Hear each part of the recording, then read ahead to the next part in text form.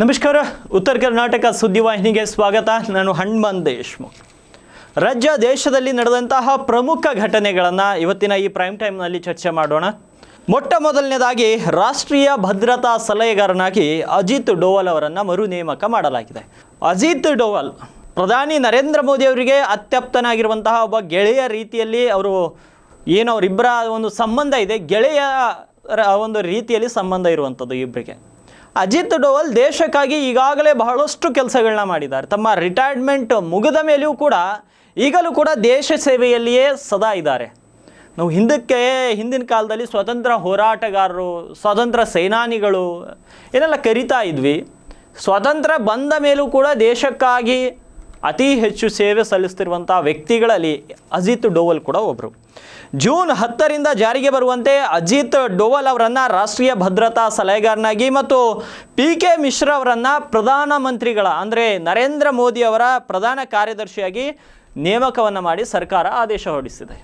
ಅಧಿಕಾರಿಗಳು ಅಧಿಕಾರಾವಧಿ ಮುಗಿದ ಮೇಲೆಯೂ ಕೂಡ ಅವರ ಒಂದು ಉತ್ತಮ ಸೇವೆಗಳನ್ನು ಗುರುತಿಸಿ ಅಲ್ಲಿರುವಂಥ ಸರ್ಕಾರ, ಈಗೇನು BJP ಇದೆ, ಕಾಂಗ್ರೆಸ್ ಇದ್ದರೆ ಅವರಿಗೆ ಒಳ್ಳೆ ಅನಿಸಿದಂಥ ವ್ಯಕ್ತಿಗಳಿಗೆ ಕೂಡ ಇಂಥ ಹುದ್ದೆಗಳನ್ನ ನೀಡ್ತಾರೆ. ಆದರೆ ನರೇಂದ್ರ ಮೋದಿ ಬಂದಾಗಿನಿಂದಲೂ ಅಜಿತ್ ಡೋವಲ್ ಅವರನ್ನ ಕರೆ ತರಬೇಕು, ಅವರಿಗೆ ಒಳ್ಳೊಳ್ಳೆ ಹುದ್ದೆ ಕೊಡಬೇಕು, ಅವರಿಂದ ಒಳ್ಳೆ ಕಾರ್ಯಗಳನ್ನ ಮಾಡಿಸ್ಬೇಕು ಅಂತ ನರೇಂದ್ರ ಮೋದಿ ಅವರು ಸದಾ ಯೋಚನೆಯಲ್ಲಿದ್ದರು. ಅದೇ ರೀತಿ ಇವಾಗ ಕೂಡ NDA ಜೊತೆ ಮೈತ್ರಿಯಲ್ಲಿದ್ದರೂ ಕೂಡ ಅಜಿತ್ ಡೋವಲ್ ಅವರನ್ನೇ ಮುಂದುವರಿಸಿದ್ದಾರೆ. ನೇಮಕಾತಿ ಘೋಷಣೆಯಲ್ಲಿ ಪ್ರಧಾನಿಯವರ ಅವಧಿಯೊಂದಿಗೆ ಅಥವಾ ಮುಂದಿನ ಆದೇಶದವರೆಗೆ ಇಬ್ಬರು ಅಧಿಕಾರಿಗಳು ಇರಲಿದ್ದಾರೆ ಅಂತ ಸ್ಪಷ್ಟವಾಗಿ ಹೇಳಿದ್ದಾರೆ. ಯಾಕಂದರೆ ಅಜಿತ್ ಡೋವಲ್ ಅವರ ಸಾಧನೆ ಅಂಥದ್ದು. ಅವರು ದೇಶಕ್ಕಾಗಿ ಮಾಡಿದಂತಹ ಏನು ಪಾಕಿಸ್ತಾನದಲ್ಲಿ ಹೋಗಿ ಅಲ್ಲಿ ಉಳ್ಕೊಂಡು ಅಲ್ಲಿರುವಂಥ ಭಯೋತ್ಪಾದಕರನ್ನು ಮಣಿಸಿ ದೇಶಕ್ಕೆ ಒಂದು ಒಳ್ಳೆ ರೀತಿಯ ಒಂದು ಹೋರಾಟಗಳಲ್ಲಿ ಜಯ ಕೊಡಿಸಿದಂಥ ಕೀರ್ತಿ ಕೂಡ ಅಜಿತ್ ಡೋವಲ್ ಅವರಿಗೆ ಸಲ್ಲುತ್ತದೆ. ಅದೇ ರೀತಿ ಅನೇಕ ಸಂದರ್ಭಗಳಲ್ಲಿ ಪಾಕಿಸ್ತಾನ ಇರ್ಬೋದು, ಬೇರೆ ಬೇರೆ ನಮ್ಮ ವಿರುದ್ಧ ದೇಶಗಳ ಮತ್ತು ನಮ್ಮ ಶತ್ರು ದೇಶಗಳಿಗೆ ಹೋಗಿ ಅಲ್ಲೇ ವಾಸ ಮಾಡಿ ಅವರ ಪ್ಲ್ಯಾನ್ಗಳನ್ನ ಅರ್ಥ ಮಾಡಿಕೊಂಡು ದೇಶವನ್ನು ಅದರಿಂದ ಬಚಾವ್ ಮಾಡಿದಂಥ ಕೀರ್ತಿಯು ಕೂಡ ಅಜಿತ್ ಡೋವಲ್ ಅವರಿಗೆ ಸಲ್ಲುತ್ತೆ. ಹಾಗಾಗಿ ಅವರ ಒಂದು ಕಾರ್ಯಕ್ಕೆ ಸಂದ ಗೌರವ ಅಂತ ಹೇಳ್ಬೋದು. ರಿಟೈರ್ಮೆಂಟ್ ಆದರೂ ಕೂಡ ಬೇರೆ ಅಧಿಕಾರಿಗಳು, ಸರ್ಕಾರಿ ಅಧಿಕಾರಿಗಳು ಯಾವಾಗ 60 ವರ್ಷ ಆಗುತ್ತೆ, 50 ದಾಟಿದರೆ ಸಾಕು, ಯಾವಾಗ 60 ವರ್ಷ ಆಗುತ್ತೆ, ಯಾವಾಗ ನಮ್ಮ ರಿಟೈರ್ಮೆಂಟ್ ಆಗುತ್ತೆ, ಯಾವಾಗ ನಾವು ಮನೆಯಲ್ಲಿರುವಂಥ ಮೊಮ್ಮಕ್ಕಳ ಜೊತೆ ಆರಾಮಾಗಿ ಸಂಸಾರದಲ್ಲಿ ತೊಡಗಬೇಕು ಅಂತ ಯೋಚನೆ ಮಾಡುವಂಥ ಈ ಜಮಾನದಲ್ಲಿ ಅಜಿತ್ ಡೋವಲ್ ಮಾತ್ರ ವಯಸ್ಸಾದರೂ ಕೂಡ ದೇಶ ಸೇವೆಯಲ್ಲಿ ಇಂದಿಗೂ ಕೂಡ ಹಿಂದೇಟು ಹಾಕ್ತಾರೆ. ಅದು ನಿಜವಾದ ದೇಶ ಪ್ರೇಮ ಅಂದರೆ ಅದು ಒಬ್ಬ ಅಧಿಕಾರಿಗೆ ದೇಶದ ಮೇಲೆ ಇರುವಂಥ ಗೌರವವದು. ಇಂತಹ ಒಂದು ದೇಶ ಪ್ರೇಮ, ಇಂಥ ದೇಶದ ಮೇಲೆ ಗೌರವ, ದೇಶದ ಬಗ್ಗೆ ಒಂದು ಒಳ್ಳೆಯ ಅಭಿಪ್ರಾಯ ಇರುವಂಥ ಅಧಿಕಾರಿಗಳು ಇನ್ನು ಭಾರತದಲ್ಲಿ ಹೆಚ್ಚಿನ ಜನರು ಬೇಕು ಅಂತ ಅನ್ನಿಸ್ತಾ ಇದೆ. ಯಾಕೆಂದರೆ ಭ್ರಷ್ಟಾಚಾರ, ಬರೀ ಭ್ರಷ್ಟಾಚಾರ ಅಂಥದ್ರಲ್ಲಿ ಅಧಿಕಾರಿಗಳು ಇರ್ತಾರೆ. ಆದರೆ ಅಜಿತ್ ಡೋವಲ್ ಇತರರಿಗೆ ಮಾದರಿ ಅಂತ ಹೇಳ್ಬೋದು. ಇನ್ನು ಮುಂದಿನ ಸುದ್ದಿ, BSYಗೆ ಒಂದು ಬಿಗ್ ರಿಲೀಫ್ ನೀಡಿದೆ ಹೈಕೋರ್ಟ್. ಕಳೆದ 2 ದಿನಗಳಿಂದ ಬಹಳಷ್ಟು ಚರ್ಚೆಗೆ ಗ್ರಾಸವಾಗಿತ್ತು ಈ ಒಂದು ವಿಷಯ. ಮಾಜಿ ಮುಖ್ಯಮಂತ್ರಿ, ಮಾಜಿ DCM, ಲಿಂಗಾಯತ್ ಸಮಾಜದ ಪ್ರಭಾವಿ ನಾಯಕರು, BJPಯ ರಾಜ್ಯಾಧ್ಯಕ್ಷರಾಗಿ ಕೆಲಸ ಮಾಡಿದವರು, ಒಳ್ಳೆಯ ಹಿರಿತನ ಇರುವಂಥ ವ್ಯಕ್ತಿ, ಅಂತಹ ವ್ಯಕ್ತಿಯನ್ನು ಒಂದು ಪೋಕ್ಸೋ ಕೇಸ್ ಅಂದರೆ ಎಲ್ರಿಗೂ ಸರ್ವಸಾಮಾನ್ಯವಾಗಿ ಗೊತ್ತಾಗುತ್ತೆ ಎಂತಹ ಕೇಸು ಅಂತ. ಅಂಥದ್ರಲ್ಲಿ ಒಬ್ಬ ಹಿರಿಯ ರಾಜಕಾರಣಿಯನ್ನು ಅರೆಸ್ಟ್ ಮಾಡೋದು, ಅವರು ತಪ್ಪು ಮಾಡಿದರೆ ಅರೆಸ್ಟ್ ಮಾಡಲಿ, ಆದರೆ ಅಂಥವ್ರನ್ನ ಅರೆಸ್ಟ್ ಮಾಡಲಿಕ್ಕೆ ಕೆಲವೊಬ್ಬರು ಹುನ್ನಾರ ನಡೆಸಿದ್ರಂತ ಕೆಲವರು ಹೇಳ್ತಿದ್ದಾರೆ, ಕೆಲವರು ಅವರ ತಪ್ಪೇ ಇಲ್ಲ ಅಂತ ಹೇಳ್ತಿದ್ದಾರೆ, ಕೆಲವೊಬ್ಬರು ಅವರು ಮಾಡಿದ್ದು ಸತ್ಯನ ಅಂತ ಇನ್ನೊಬ್ಬರು ಕೆಲವೊಂದು ಜನ ಪ್ರಶ್ನೆ ಮಾಡ್ತಿದ್ದಾರೆ. ಅದು ಏನೇ ಇರಲಿ, ತಪ್ಪು ಮಾಡಿದರೆ ಶಿಕ್ಷೆ ಆಗಲಿ, ಆದರೆ ಸುಳ್ಳು ಆರೋಪಗಳನ್ನ ಮಾಡಿ ಇಂತಹ ಒಬ್ಬ ಧೀಮಂತ ನಾಯಕನ ಹೆಸರು ಕೆಡಿಸುವುದು ನಮಗೆಲ್ಲ ಶೋಭೆ ತರಲ್ಲ. ಕನ್ನಡಿಗರಾದಂಥ ನಮಗೆ ಈ ಒಂದು ವಿಷಯದಲ್ಲಿ ಶೋಭೆ ತರಲ್ಲ. ಅವರು ರಾಜ್ಯದ ಅತ್ಯಂತ ಗೌರವಿತ ಸ್ಥಾನದಲ್ಲಿ ಇದ್ದು ಹೋದಂಥ ವ್ಯಕ್ತಿ. ಎಷ್ಟೋ ಬಡ ಮಕ್ಕಳಿಗೆ, ಎಷ್ಟೋ ನಿರ್ಗತಿಕರಿಗೆ, ಹಿಂದುಳಿದ ವರ್ಗದವರಿಗೆ ಅನೇಕ ಸಾಧನೆಗಳನ್ನು, ಅನೇಕ ಕೊಡುಗೆಗಳನ್ನು ಕೊಟ್ಟಂಥ ವ್ಯಕ್ತಿ BSY. ರಾಜಕಾರಣ ಏನೇ ಇರ್ಬೋದು, ಅದು ಕಾಂಗ್ರೆಸ್ ಇರಲಿ, BJP ಇರಲಿ, ವೈಯಕ್ತಿಕವಾಗಿ ಹೇಳೋದಾದರೆ BSY ತುಂಬ ಒಳ್ಳೆಯ ಮನುಷ್ಯ. ಇಂಥ ಪೋಕ್ಸೋ ಕೇಸ್ನಲ್ಲಿ ಅವರ ಹೆಸರಿದೆ ಅಂದರೆ ನಮಗೂ ಕೂಡ ನಂಬಲಿಕ್ಕಾಗ್ತಾ ಇಲ್ಲ.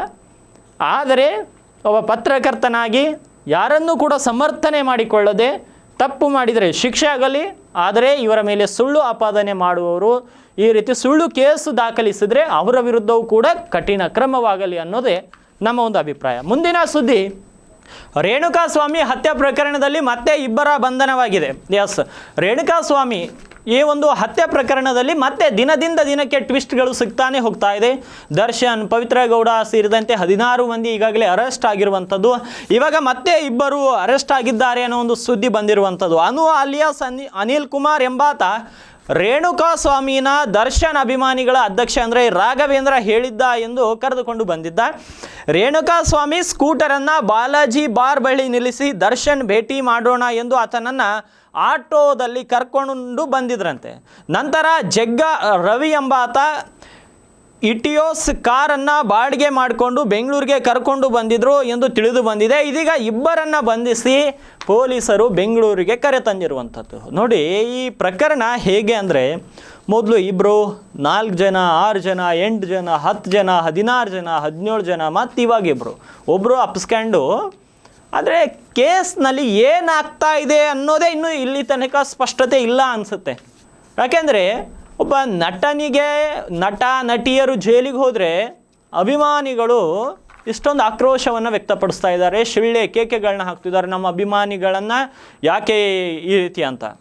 ಒಂದು ವಿಷಯ, ದರ್ಶನ್ ಕೂಡ ಸಂವಿಧಾನದ ಮುಂದೆ ತಲೆ ಬಾಗಲೇಬೇಕು, ನಾನು ಕೂಡ ತಲೆ ಬಾಗಲೇಬೇಕು, ಇನ್ನೊಬ್ಬ ಪತ್ರಕರ್ತ ಇದ್ದರೂ ಕೂಡ ತಲೆ ಬಾಗಲೇಬೇಕು, ಒಬ್ಬ ರಾಜಕಾರಣಿ ಇದ್ದರೂ ಕೂಡ ತಲೆ ಬಾಗಲೇಬೇಕು ಸಂವಿಧಾನದ ಮುಂದೆ.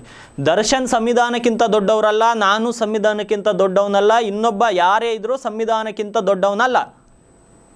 ಸಂವಿಧಾನದ ಮುಂದೆ ತಲೆ ಬಗ್ಗಲೇಬೇಕು, ಸಂವಿಧಾನವನ್ನು ರಕ್ಷಣೆ ಮಾಡಬೇಕು, ಸಂವಿಧಾನವನ್ನು ಗೌರವಿಸಲೇಬೇಕು. ಆದರೆ ದರ್ಶನ್ ವಿಷಯದಲ್ಲಿ ಎಲ್ಲೋ ಒಂದು ಕಡೆ ಅಧಿಕಾರಿಗಳು ಮತ್ತು ರಾಜಕಾರಣಿಗಳು, ಅದೇ ರೀತಿ ಸಿನಿಮಾ ರಂಗದ ತಾರೆಯರು, ನಟಿಯರು, ಪ್ರೊಡ್ಯೂಸರ್ಗಳು ಎಲ್ಲರೂ ಎಲ್ಲೋ ಒಂದು ಕಡೆ ದಿವ್ಯ ಮೌನವನ್ನು ವಹಿಸ್ತಾ ಇದ್ದಾರೆ. ಕಳೆದ ಕೆಲ ದಿನಗಳ ಹಿಂದೆ ನೋಡಿದ್ದೆ, ಕನ್ನಡ ಫಿಲಮ್ ಚೇಂಬರ್ ಯಾವುದೋ ಒಂದು ಸಣ್ಣ ವಿಷಯಕ್ಕೆ ಒಬ್ಬರನ್ನು ಬ್ಯಾನ್ ಮಾಡಿದರು. ಆದರೆ ನಟ ದರ್ಶನ್ A2 ಆರೋಪಿ, ಒಬ್ಬ ಆರೋಪಿ. ದರ್ಶನ್ ವೈಯಕ್ತಿಕವಾಗಿ ಹೀರೋ ಇರಬಹುದು, ಆದರೆ ಇವತ್ತು ಒಬ್ಬ ಪತ್ರಕರ್ತನಾಗಿ ನಾನು ನೋಡೋದಾದರೆ ದರ್ಶನ್ ಒಬ್ಬ ಆರೋಪಿ ಅಷ್ಟೇ. ಆರೋಪಿತರ ಪಟ್ಟಿಯಲ್ಲಿ ಹೆಸರಿದ್ದ ಕಾರಣಕ್ಕೆ ಅವರನ್ನು ಫಿಲಮ್ ಚೇಂಬರ್ನಿಂದ ಬ್ಯಾನ್ ಮಾಡಬಹುದಾಗಿತ್ತು. ಆದರೆ ಫಿಲಮ್ ಚೇಂಬರ್ ಕೂಡ ಎಲ್ಲಿಯೋ ದಿವ್ಯ ಮೌನವನ್ನು ವಹಿಸ್ತಾ ಇದೆ. ನಟ ನಟಿಯರು ಕೂಡ ಇದರ ಬಗ್ಗೆ ಮಾತನಾಡ್ತಾ ಇಲ್ಲ. ಮಾತನಾಡಬೇಕು, ಯಾಕೆಂದರೆ ಒಂದು ಸಮಾಜಘಾತುಕ ಕೆಲಸ ನಡೆದಿದೆ, ಒಂದು ಕೊಲೆ ನಡೆದಿದೆ, ಅದಕ್ಕಾಗಿ ಮಾತಾಡಬೇಕು. ನೋಡೋಣ ಮುಂದಿನ ದಿನಗಳಲ್ಲಿ ಫಿಲಮ್ ಚೇಂಬರ್ ಯಾವ ನಿರ್ಧಾರವನ್ನು ಕೈಗೊಳ್ಳುತ್ತೆ, ಇನ್ನು ಮತ್ತೆಷ್ಟು ಆರೋಪಿಗಳ ಬಂಧನ ಆಗುತ್ತೆ, ಕೇಸ್ ಹೇಗೆ ಟ್ವಿಸ್ಟ್ ಪಡೆಯುತ್ತೆ ಅನ್ನೋದನ್ನು ಮುಂದಿನ ದಿನದಲ್ಲಿ ನೋಡೋಣ. ಇನ್ನು ಮುಂದಿನ ಸುದ್ದಿ, ಲೋಕಸಭಾ ಚುನಾವಣೆಯಲ್ಲಿ ನಮಸ್ತೆ ಚಿಕ್ಕಬಳ್ಳಾಪುರ ಕಾರ್ಯಕ್ರಮಕ್ಕೆ ಬ್ರೇಕ್ ಹಾಕಿದ್ರು ಪ್ರದೀಪ್ ಈಶ್ವರ್. ಮತ್ತು ಇವಾಗ ರೀಸ್ಟಾರ್ಟ್ ಮಾಡಿದ್ದಾರೆ ನಮಸ್ತೆ ಚಿಕ್ಕಬಳ್ಳಾಪುರ. ನಮಸ್ತೆ ಚಿಕ್ಕಬಳ್ಳಾಪುರ ಕಾರ್ಯಕ್ರಮವನ್ನು ಆ ಕ್ಷೇತ್ರದ ಶಾಸಕ ಪ್ರದೀಪ್ ಈಶ್ವರ್ ಸ್ಟಾರ್ಟ್ ಮಾಡಿದರು. ಈಗಾಗಲೇ ಅನೇಕ ವಾರ್ಡ್ಗಳಲ್ಲಿಯೂ ಕೂಡ ಕೆಲಸವನ್ನು ಮಾಡಿದರು. ವಿಶೇಷ ಅಂದರೆ ಇವತ್ತು ಚಿಕ್ಕಬಳ್ಳಾಪುರ ಲೋಕಸಭಾ ಕ್ಷೇತ್ರದ ಸಂಸದರಾಗಿರುವಂತಹ ಡಾಕ್ಟರ್ ಕೆ ಸುಧಾಕರ್ ಅವರಿಗೆ ಅಭಿನಂದನೆಗಳನ್ನು ಸಲ್ಲಿಸಿ ನಮಸ್ತೆ ಚಿಕ್ಕಬಳ್ಳಾಪುರ ಕಾರ್ಯಕ್ರಮವನ್ನು ಪ್ರದೀಪ್ ಈಶ್ವರ್ ಶುರು ಮಾಡಿರುವಂಥದ್ದು. ಇದು ಚರ್ಚೆಗೆ ಗ್ರಾಸವಾಗಿರುವಂಥ ವಿಷಯ. ಡಾಕ್ಟರ್ ಕೆ ಸುಧಾಕರ್ ಅವರು ಸೋಲ್ತಾರೆ, ನನ್ನ ಕ್ಷೇತ್ರದಲ್ಲಿ ಒಂದೇ ಮತವನ್ನು ಅಧಿಕ ಪಡೆದರೂ ಕೂಡ ನಾನು ರಾಜೀನಾಮೆಯನ್ನು ನೀಡುತ್ತೇನೆ ಅಂತ ಪ್ರದೀಪ್ ಈಶ್ವರ್ ಹೇಳಿದರು. ಆದರೆ ಕೊನೆ ಕ್ಷಣದಲ್ಲಿ ಪ್ರದೀಪ್ ಈಶ್ವರ್ ಮಾತು ಬದಲಾಯಿಸಿದರು. ಡಾಕ್ಟರ್ ಕೆ ಸುಧಾಕರ್ ಸವಾಲು ಸ್ವೀಕರಿಸಿದರೆ ನಾನು ರಾಜೀನಾಮೆ ಕೊಡ್ತಾ ಇದ್ದೆ, ಆದರೆ ಅವರು ಸವಾಲು ಸ್ವೀಕಾರ ಮಾಡಿಲ್ಲ, ಅದಕ್ಕಾಗಿ ನಾನು ರಾಜೀನಾಮೆ ಕೊಡ್ತಾ ಇಲ್ಲ ಅಂತ ಹೇಳ್ತಿದ್ರು. ಅವರ ರಾಜಕೀಯ ಅವ್ರಿಗೆ ಬಿಟ್ಟಿದ್ದು. ಆದರೆ ನಮಸ್ತೆ ಚಿಕ್ಕಬಳ್ಳಾಪುರ ಕಾರ್ಯಕ್ರಮವನ್ನು ಸ್ಟಾರ್ಟ್ ಮಾಡಿದ್ದಾರೆ. ಆ ಕಾರ್ಯಕ್ರಮ ಬರೀ ಫೇಸ್ಬುಕ್, ಯೂಟ್ಯೂಬ್, ಇನ್ಸ್ಟಾಗ್ರಾಮ್ನಲ್ಲಿ ಮಾತ್ರ ಆಗಬಾರ್ದು, ಚಿಕ್ಕಬಳ್ಳಾಪುರದಲ್ಲಿರುವಂತಹ ಜನರಿಗೆ ನೈಜವಾಗಿ ಸಹಾಯವಾಗಬೇಕು. ಎಲ್ಲೋ ಫೋಟೋ ತೆಗೆಸ್ಕೊಳ್ಳಿಕ್ಕೆ, ಯೂಟ್ಯೂಬಲ್ಲಿ ವೀಡಿಯೋ ಮಾಡ್ಕೊಂಡು ಹಾಕಲಿಕ್ಕೆ, ಎಲ್ಲೋ ಇನ್ಸ್ಟಾಗ್ರಾಮಲ್ಲಿ ವ್ಯೂಸು, ಲೈಕ್ಸು, ಜನರ ಒಂದು ಪಾಪ್ಯುಲಾರಿಟಿ ಸಿಗುತ್ತೆ, ಜನರು ಮೆಚ್ಚುಗೆಯನ್ನು ವ್ಯಕ್ತಪಡಿಸ್ತಾರೆ ಅನ್ನೋ ಕಾರಣಕ್ಕೆ ಪ್ರದೀಪ್ ಈಶ್ವರ್ ಈ ಕಾರ್ಯಕ್ರಮಗಳನ್ನು ಮಾಡಬೇಡಿ. ನೀವು ನಮಸ್ತೆ ಚಿಕ್ಕಬಳ್ಳಾಪುರ ಕಾರ್ಯಕ್ರಮವನ್ನು ಮಾಡಿ, ನಮಗೆ ಗೌರವವಿದೆ, ಆದರೆ ಜನರಿಗೆ ನೈಜವಾಗಿ ಸಮಸ್ಯೆಗಳಿದ್ದರೆ ಅವರುಗಳಿಗೆ ಪರಿಹಾರವನ್ನು ಸಿಗುವಂತಾಗಲಿ. ಬರೀ ಸೋಷಿಯಲ್ ಮೀಡಿಯಾ ಕಿಂಗ್ ಆಗೋಕ್ಕೆ ಹೋಗಬೇಡಿ, ಜನರಿಗೂ ಕಿಂಗ್ ಆಗಿ. ಜನರು ಡಾಕ್ಟರ್ ಕೆ ಸುಧಾಕರನ್ನು ಸೋಲಿಸಿದ್ದು ನೀವು ಒಳ್ಳೆಯ ಕೆಲಸವನ್ನು ಮಾಡುತ್ತೀರನ್ನೋ ಒಂದೇ ಒಂದು ಕಾರಣಕ್ಕೆ ಹೊರತು ನೀವು ಈ ರೀತಿ ಫೇಸ್ಬುಕ್, ಯೂಟ್ಯೂಬಲ್ಲಿ ಮೆರಿಬೇಕು ಅಂತಲ್ಲ. ನೀವು ನಿಮ್ಮ ಸಂಸ್ಥೆಗಳನ್ನು ಬೆಳೆಸ್ಕೊಳ್ಬೇಕು ಅಂತಲ್ಲ. ಡಾಕ್ಟರ್ ಕೆ ಸುಧಾಕರ್ನ ಸೋಲಿಸಿದ್ದು ಜನ, ಪ್ರದೀಪ್ ಈಶ್ವರ್ನ ಮೇಲಿರುವಂಥ ಭರವಸೆ, ಇವರು ನಮ್ಮ ಕ್ಷೇತ್ರವನ್ನು ಮುನ್ನಡೆಸ್ತಾರೆ ಅನ್ನೋ ಒಂದೇ ಒಂದು ಕಾರಣಕ್ಕೆ ಆ ಭರವಸೆಯನ್ನು ಉಳಿಸಿಕೊಳ್ಳೋದು ಪ್ರದೀಪ್ ಈಶ್ವರ್ ಜವಾಬ್ದಾರಿ ಅನ್ನೋಕ್ಕಿಂತ ಒಂದು ಕರ್ತವ್ಯ ಅಂತ ಹೇಳ್ಬೋದು. ಯಾಕೆಂದರೆ ಸರ್ಕಾರದ ಸಂಬಳ ಪಡಿತಾ ಇದ್ರಿ, ನೀವೇನು ಪುಕ್ಕಟ್ಟೆ ಕೆಲಸ ಮಾಡ್ತಾ ಇಲ್ಲ ಪ್ರದೀಪ್ ಈಶ್ವರ್, ನೀವು ಕೂಡ ಸರ್ಕಾರದ ಸಂಬಳವನ್ನು ಪಡೆದು ಕೆಲಸ ಮಾಡ್ತಾ ಇದ್ದೀರಾ. ಆದರೆ ಜನರಿಗೆ, ಅಧಿಕಾರಿಗಳಿಗೆ ಒಂದು ಒಳ್ಳೆ ಕೊಂಡಿಯಾಗಿ ಕೆಲಸ ಮಾಡಿ ಅಲ್ಲಿರುವಂಥ ಜನರಿಗೆ ಅವರ ಸಮಸ್ಯೆಯನ್ನು ಬಗೆಹರಿಸುವಂಥ ಪ್ರಯತ್ನವನ್ನು ಮಾಡಿ. ರಾಜಕಾರಣ ಏನೇ ಇರಲಿ, ಸುಧಾಕರ್ ಅವರು ಕೂಡ ಗೆದ್ದಿದ್ದಾರೆ, ನೀವು ಕೂಡ ಗೆದ್ದಿದ್ರಿ. ಇಬ್ಬರು ಸೇರಿ ಪಕ್ಷ ಯಾವುದೇ ಇರಲಿ, ಜನರ ಸಮಸ್ಯೆ ಬಂದಾಗ ಪಕ್ಷವನ್ನು ಬದಿಗಿಟ್ಟು ಸಮಸ್ಯೆಗಳ ಕಡೆ ಬಗೆಹರಿಸಬೇಕಂತ ನಮ್ಮ ವಾಹಿನಿಯು ಕೂಡ ಆಶಯ ವ್ಯಕ್ತಪಡಿಸುತ್ತಿದೆ. ಇವಾಗಿದ್ವು ಇಂದಿನ ಪ್ರಮುಖ ಸುದ್ದಿಗಳು. ಮತ್ತೆ ನಾಳೆಯ ಪ್ರೈಮ್ ಟೈಮ್ನಲ್ಲಿ ಸಿಗ್ತೀನಿ.